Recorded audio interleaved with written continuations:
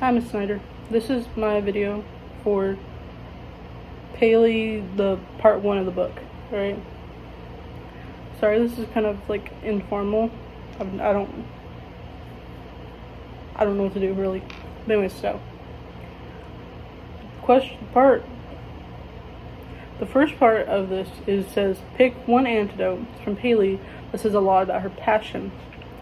So I've chosen to focus on the student Barbara.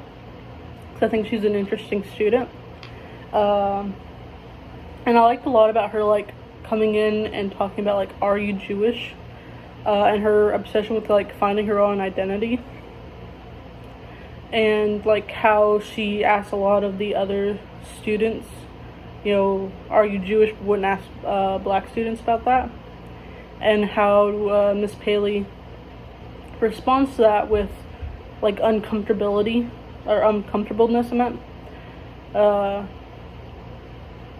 and how, like, would she feel uncomfortable as a black student asking other black people, are you black, or other people, are you black?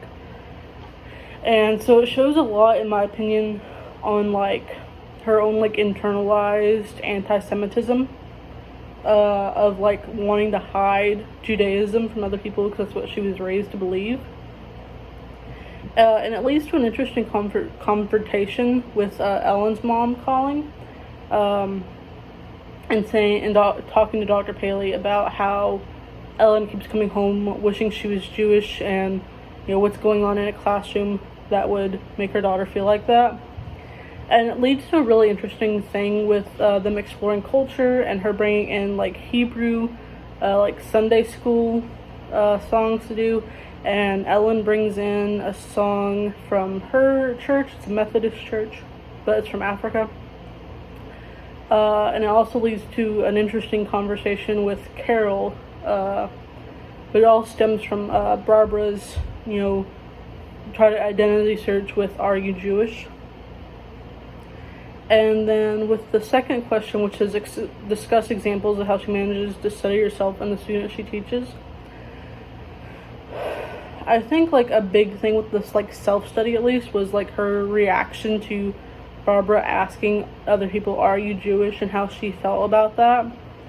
And then, like, her own internalized anti-Semitism, and why, you know, she felt like it was, like Barbara needed to hide that self, and how uncomfortable she was with the question, even though it's a normal question.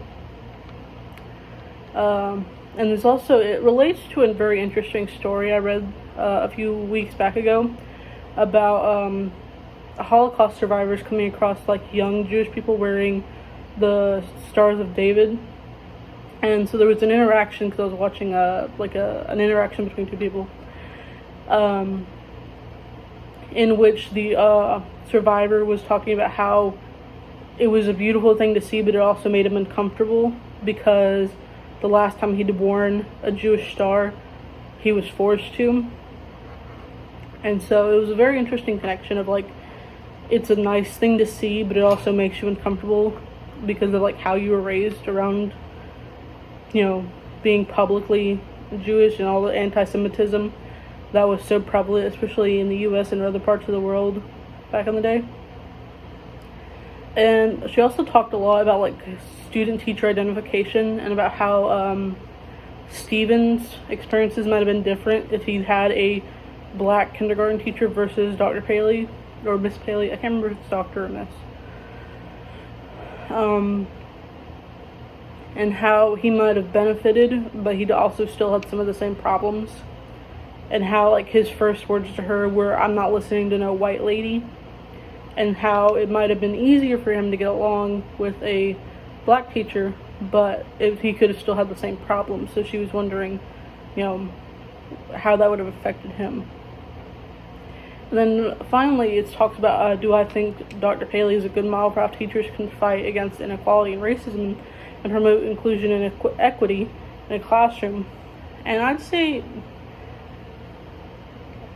yeah, she's a very good educator. She's a wonderful teacher.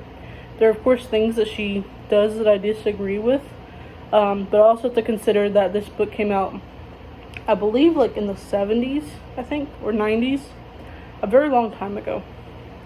But so the one thing that I don't like about her is how uncomfortable she seems with herself. Well, I'm not gonna say I don't like that about her, but it makes her it could make her a worse educator, that she's uncomfortable with herself and therefore she doesn't know how to react to students who, especially at such a young age, are trying to find their own identities when she's like not sure about or uncomfortable with her own identity. And one thing that I came across in my reading, especially with Barbara's section, that made me like I didn't like, is how it seemed like it was almost, I'm not going to say neglectful, but that's kind of what it felt like towards Carol at first. And talking about how, white students, like the picking what baby looks like you when you were a baby. And white students would pick white babies, black students would pick both white and black babies.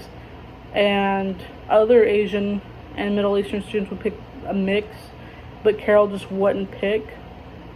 And I think it took Barbara's identity like searching to try to influence her to help Carol, but it just felt, I don't know, maybe it's my interpretation of it, but it seemed like she didn't really focus on Carol. But it could also just be like how the book is written, that it made it feel like that when she was fine.